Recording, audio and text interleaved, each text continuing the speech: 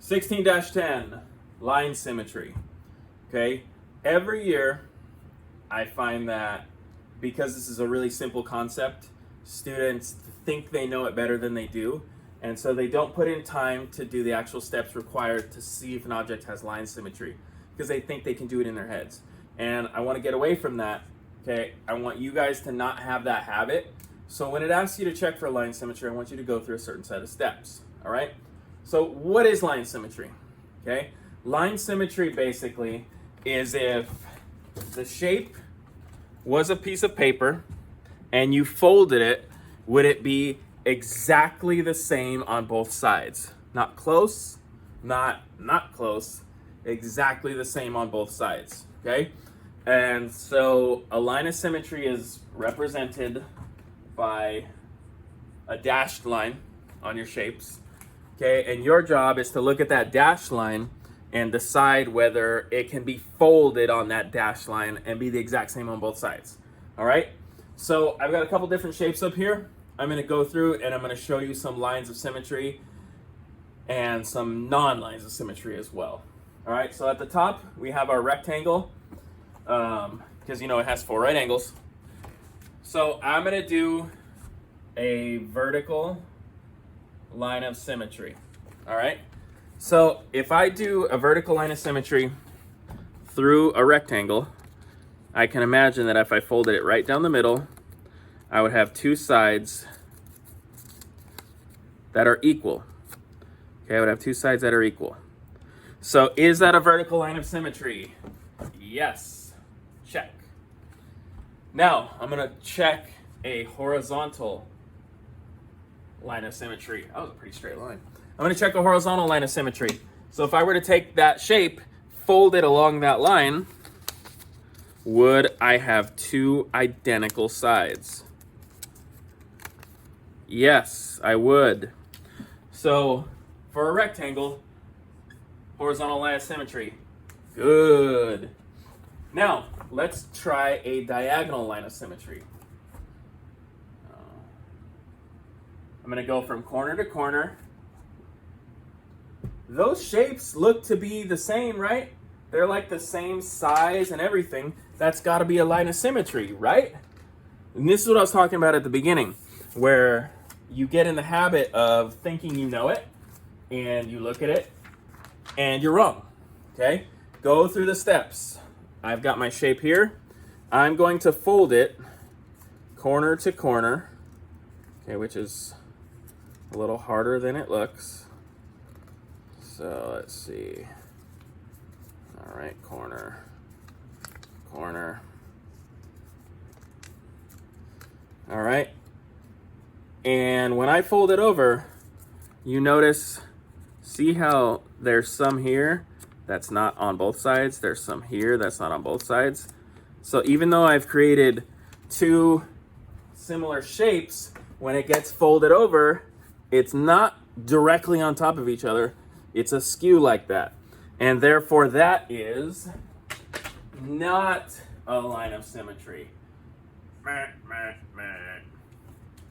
It must be identical so that if you were to fold it over, there's nothing sticking out in any direction. Even if it seems like it's exactly the same shape, it's got to be identical. That's what symmetry is. Okay? So that's with our quadrilateral rectangle, parallelogram. Now we're going to look at our triangle, or we're going to try at least. I'm going to do a vertical line of symmetry. So if I were to take that triangle and fold it over on this line of symmetry, yes, I would have 2 identical shapes. They'd fall over flat and nothing would stick out. Now I'm going to try a vertical line of symmetry. Hopefully that's pretty obvious that that's a no, because if you fold it over, you're just going to get a little tip down here. That's not the same. Okay, so that is also a okay. Now some triangles will have different lines of symmetry because there's a lot of different triangles out there. All right, and lastly, our circle. As long as it passes through the center, this should be easy. 1, 2, 3, 4, and infinitely actually. A circle, a true circle has an infinite line of symmetry. But if you cut it like across the top or along the side, obviously that is not, okay?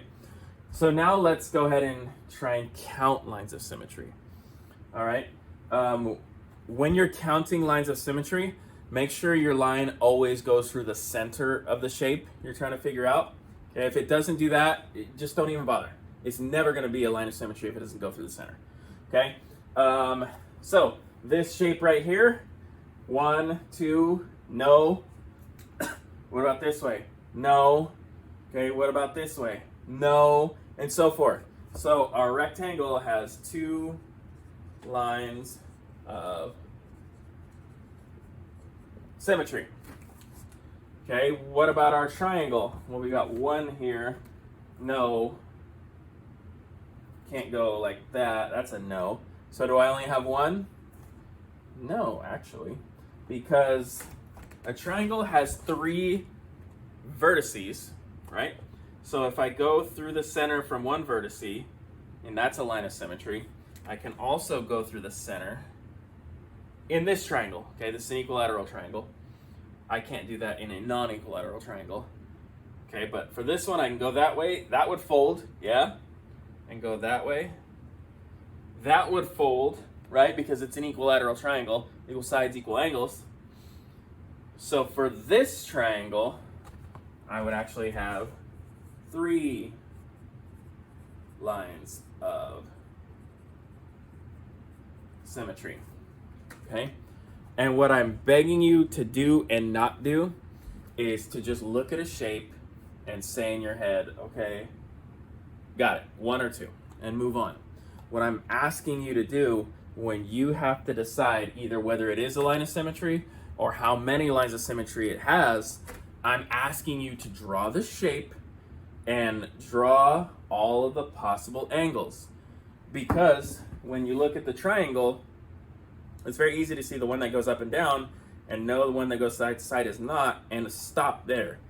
But if you stop there, you don't run through all of your possibilities.